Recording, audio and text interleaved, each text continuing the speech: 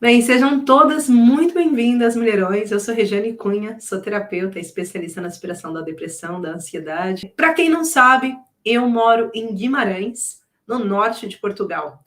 Já estou aqui há 20 anos, né, e trabalho como especialista na área da depressão e da ansiedade, aqui presencialmente e online também, e tenho, né, várias pacientes que vou acompanhando online também, mas muitas pessoas ficam na dúvida, ela está no Brasil? Ela está em Portugal? Então, eu moro em Portugal, estou em Portugal, que se você não identifica o ponto de origem, você continua se submetendo a tratamentos que não estão tendo resultados. E isso é uma fala que eu trago para vocês com muito carinho, porque isso acaba acontecendo mesmo. Quando você começa a tratar a depressão e a ansiedade só pensando nos sintomas, você se afasta do que realmente é o caso. E a minha depressão não começou do nada. A minha ansiedade não começou do nada.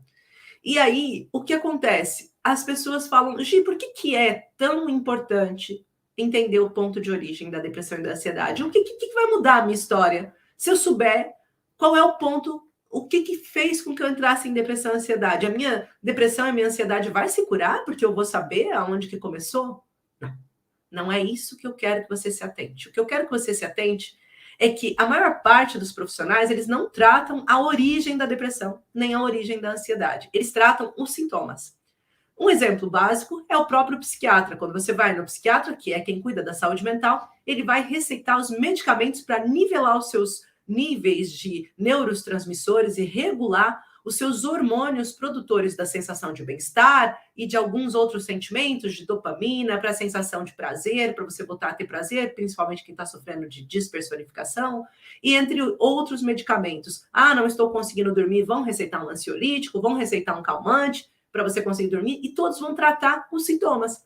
Só que quando o problema da gente é a origem, quando o nosso problema começou por um conflito, enquanto a gente não resolve esse conflito, nós estamos apenas maquiando a situação. É como se a gente estivesse tentando tapar o sol com a peneira. Então é importante a gente ir na origem. E para vocês aprenderem a identificar a origem, voltando aqui então, quando não se consegue identificar a origem, é porque a gente, no momento em que está vivendo a ansiedade, a gente tenta voltar para trás um bocadinho. Só que, na verdade, alguns eventos aconteceram muito antes, em situações traumáticas que trouxeram ruptura e que trouxeram impasse. O mais fácil, Maria, é você entender qual foi o momento da sua vida que você sente que aconteceu uma coisa que ainda dói hoje quando você fala e que fez com que você mudasse a forma de agir a partir daí. Que a partir daquele momento você começasse a olhar com outros olhos para a sua história e você começasse a desenvolver um outro traço de personalidade. Porque nesse ponto a gente começa a entender aonde está a depressão e a ansiedade, aonde está o ponto da origem do trauma, tá? Você continua mascarando a situação. Então, percebeu o princípio? Lembrando que a depressão e a ansiedade é uma doença psicossomática.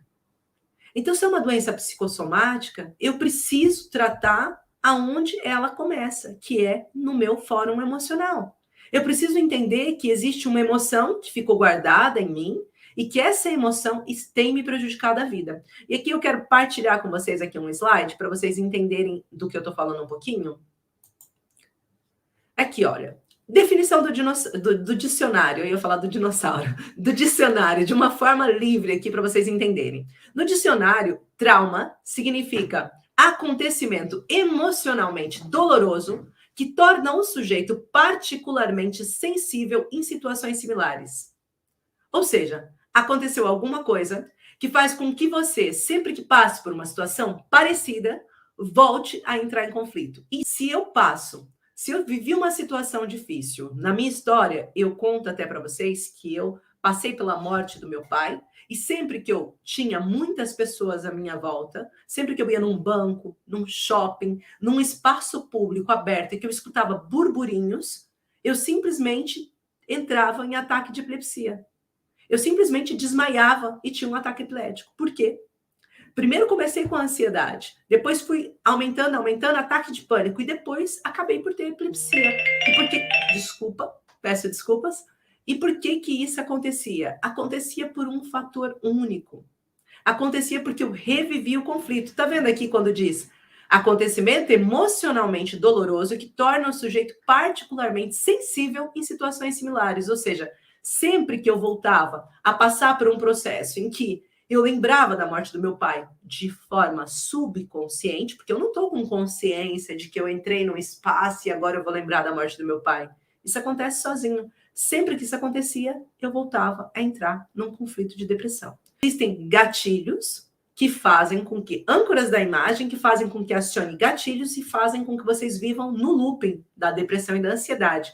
Enquanto vocês não cortam esse looping, vocês estão sempre entrando em crise ou indo muito abaixo em estados depressivos. Então, ora eu tenho uma pequena melhora, ora eu tenho novamente um afundo. E por que que isso acontece, né? Porque eu tenho novamente essa memória acionada. Por isso que eu falo que não importa se você está tomando medicamento. É como se você tivesse uma fratura na perna e você tomasse um medicamento para não sentir dor. Quando ele perde o efeito, você volta a sentir a dor na perna.